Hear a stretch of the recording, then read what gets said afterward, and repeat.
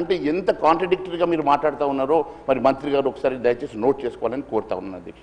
ఎందుకంటే ఎక్కడ కూడా వీళ్ళు ఈ రీలొకేట్ చేసేటువంటి భూములకు ప్రైవేట్ వాళ్ళకి మాత్రమే ఇస్తా ఉన్నాం, ఎవరైతే ల్యాండ్ కొన్న వాళ్ళకి ఇస్తామని చెప్పి మంత్రి గారు చెప్తా ఉన్నారు కదా అధ్యక్ష.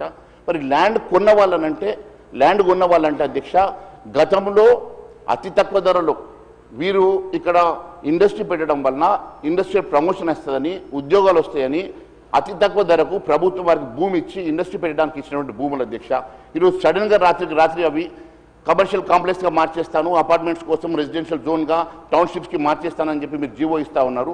కాంట్రడిక్ట్గా మీరే చెప్తా ఉన్నారు అదంతా పొల్యూటెడ్ ఏరియా, అక్కడ ఏం కట్టడానికి వీల్లేదని చెప్తా ఉన్నారు. మరి ఈ జీవో మెన్షన్ చేసే దాంట్లో మరి ఇంకో రకంగా ఉన్నది. మరి ఇది ఎట్లా న్యాయం అవుతుందని చెప్పేసి నేను అడుగుతా ఉన్నాను అధ్యక్ష. ఎందుకంటే అధ్యక్ష ఏదన్నా కూడా హిల్ట్ పాలసీకి సబ్ కమిటీ చేశామని చెప్పారు. మరి సబ్ కమిటీ ఏం స్టడీ చేసింది, దాని ఫైండింగ్స్ ఏమున్నాయి, మరి ఎప్పుడన్నా మీరు పబ్లిక్ డొమైన్లో పెట్టారు అధ్యక్ష? మరి పబ్లిక్ డొమైన్లో ఎందుకోసం అని చెప్పి మీ సబ్ కమిటీ ఇచ్చినటువంటి మీ మంత్రి మండలి సబ్ కమిటీ ఇచ్చినటువంటి ఏ ఫైండింగ్ కానీ ఈ రోజు వరకు పబ్లిక్ డొమైన్లో పెట్టలేదు. దాని గురించి ఏం స్టడీ జరిగిందో కూడా మరి ఎవరెవరు అధికారులు పార్టిసిపేట్ చేశారో కూడా మరి ఎక్కడ కూడా మెన్షన్ చేయకపోవడం కూడా చాలా బాధాకరం అధ్యక్ష. ఎందుకంటే అధ్యక్ష వీరు కేవలం ఒక జీవో తీసేసి రాత్రికి రాత్రి, ఎందుకంటే అధ్యక్ష ఆ విషయం కూడా చెప్తాను అధ్యక్ష, ఈ జీవోల విషయం కూడా నేను మీ దృష్టికి తీసుకొస్తాను అధ్యక్ష. అదే కాకుండా అధ్యక్ష క్యాబినెట్ మీటింగ్లో ఈ డ్రాఫ్ట్ కాపీ ఇచ్చేసిన తర్వాత మరి వెంటనే ఆ డ్రాఫ్ట్ కాపీ మళ్ళీ రిటర్న్ తీసేసుకొని మరి ఆ జీవో బయటకు రాకముందే ఇది ఎలా బయటకు వచ్చింది అనేదే ముఖ్యమంత్రి గారి ఆవేదన. నేను ముఖ్యమంత్రి గారిని కానీ లేకుంటే ఇండస్ట్రియల్ మంత్రి శ్రీధర్ బాబు గారిని అడిగేది ఏంటంటే అధ్యక్ష, ఈ రోజైనా సరే మీ దృష్టికి ఒకవేళ ఏమైనా తప్పిదాలు వచ్చి ఉంటే ఎట్లా రెక్టిఫై చేయాలనేది ఒక అంశం అయితే అధ్యక్ష.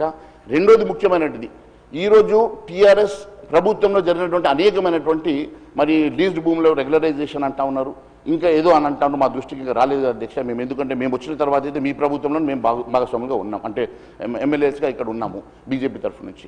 గతంలో వాళ్ళు చేసినట్టు ఉంటే మరి బయట పెట్టండి అధ్యక్ష, వాటి మీద ఎంక్వైరీ చేయండి అధ్యక్ష, వారి మీద కేసులు పెట్టండి అధ్యక్ష, ఆ భూములు రిటర్న్ తీసుకోండి అధ్యక్ష, వారు ఇచ్చినటువంటి జీవోలు రద్దు చేయండి అధ్యక్ష. మీకు అధికారం ఉన్నది, ముఖ్యమంత్రిగా మీరు ఏ నిర్ణయం తీసుకోవచ్చు.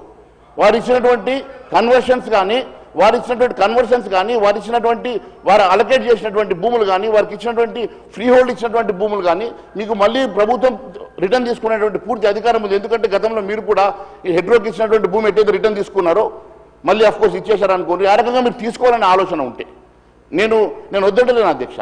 అన్నింటి కూడా మేము కూడా డిమాండ్ చేస్తూ ఉన్నాం అధ్యక్ష. గత ప్రభుత్వంలో మీరు ఎంతమంది అయితే గత ప్రభుత్వం తప్పుడు జీవోల ప్రకారం వారికి ఫ్రీ హోల్డ్ ఇచ్చినా లేకుంటే వారికి ఇండస్ట్రియల్ జోన్ నుంచి వారికి పర్మిషన్స్ ఇవ్వడానికి కాంప్లెక్సెస్ కోసం పర్మిషన్ ఇచ్చినా వాటిని రద్దు చేయండి, వాటిని ఇమీడియట్గా వారిని ప్రభుత్వ పరం చేసుకునే అధికారం మీకు ఉన్నది, చేసుకోవాల్సిందిగా మేము డిమాండ్ చేస్తూ ఉన్నాం అధ్యక్ష. దాన్ని మేము తప్పుపడడం లేదు అధ్యక్ష.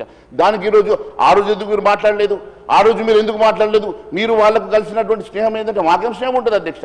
మేము ఎప్పుడు కూడా వారికి వ్యతిరేకంగా వ్యతిరేకంగానే పోరాటం చేస్తూ ఉన్నాం, ఈ రోజు కూడా వ్యతిరేకంగానే పోరాటం చేస్తూనే ఉన్నాం అధ్యక్ష. మీరు కలిసి ఆ రోజు అధికారం పంచుకునేది మీరు, రాష్ట్రంలో కేంద్రంలో అధికారం పంచుకునేది మీరు, కలిసి నడిచింది మీరు అధ్యక్ష. మేము ఏ రోజు నడవలేదు అధ్యక్ష. వాళ్ళతో నడిచే ఆలోచన కూడా మాకు ఎప్పుడు లేదు, ఉండేదని కూడా తెలియజేస్తా ఉన్నాను అధ్యక్ష. ఎందుకనంటే మీకు వారు బీటీఎం ఏమో కానీ మాకు ఎవరు బీటీఎం లేరు అధ్యక్ష.